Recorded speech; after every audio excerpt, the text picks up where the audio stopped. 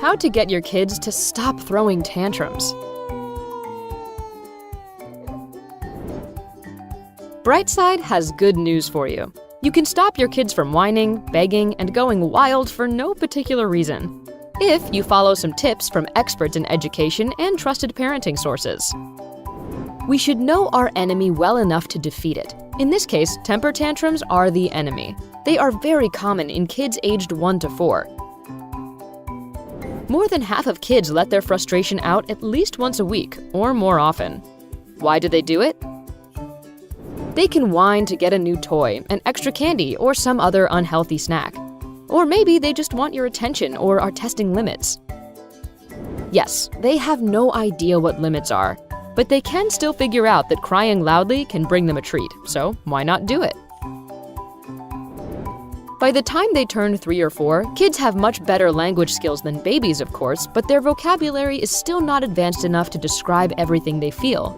So what can you do to prevent your kids from going crazy now and then? Here is a list. Number 10. Make your child feel comfortable. As we already know, kids often whine for a reason, and you can neutralize that reason. Before going out shopping or wherever you have to go with your little one, make sure they are prepared for it, which means they had enough sleep, enough food, and you have everything they might need with you. It won't hurt to take a toy to the grocery store, and it might save your child from begging for another one. If you are going out for a longer time, take their favorite blanket with you. It will give them a feeling of home and safety. When you are a parent, you tend to take plenty of stuff with you, even when you leave the house for an hour. If someone is making fun of you, let them. The most important thing is that you both feel comfortable and prepared for whatever may come your way. Number 9. Let your toddler choose. According to WebMD medical reference, it is a good idea to let your child choose. We are not talking about making life-defining decisions like which house to move in or where to go on vacation. Start with little things, which will make him or her feel like they are in control. Control also means responsibility. They will of course not know it just now, but they will see how their choices affect what they do and how they feel. You can also go smart about it and direct your child where you want them to be. Just give them an alternative where both options are good. For example, you can wake them up in the morning and offer to choose if they want to get dressed first or brush their teeth. They will have to do both eventually, but this way they will feel like they are given some choice. Number 8.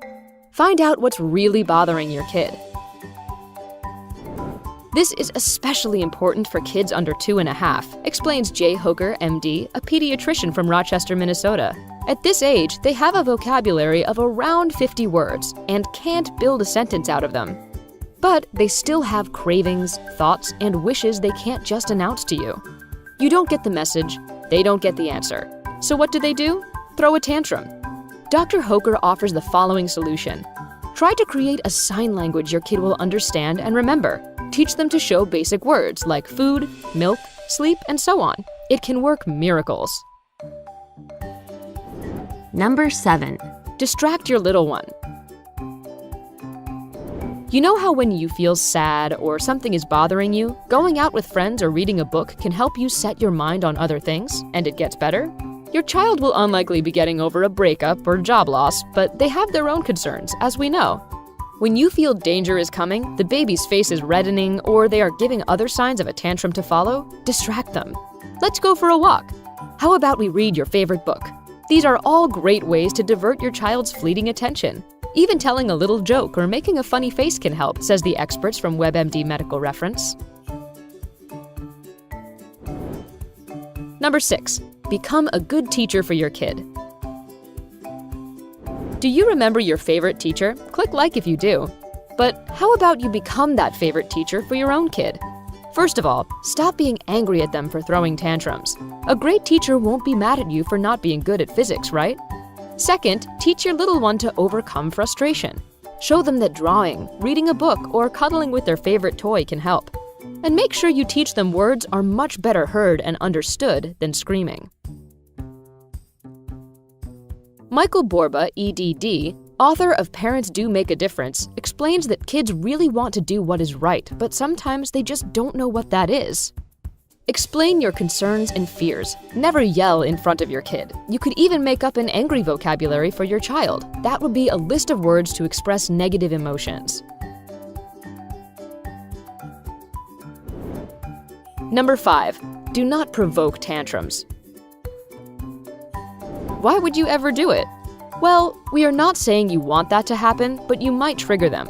Your kid loves candy, but too much is bad for him or her? Then do not put it where they can see it. Why remind them of something you don't want them to have? Your kid doesn't like to be forcefully interrupted or feels uncomfortable about doing certain things? Give them warning before they have to do it and explain why it is necessary. The activity itself might not last long, but the tantrum and bad mood could last for hours.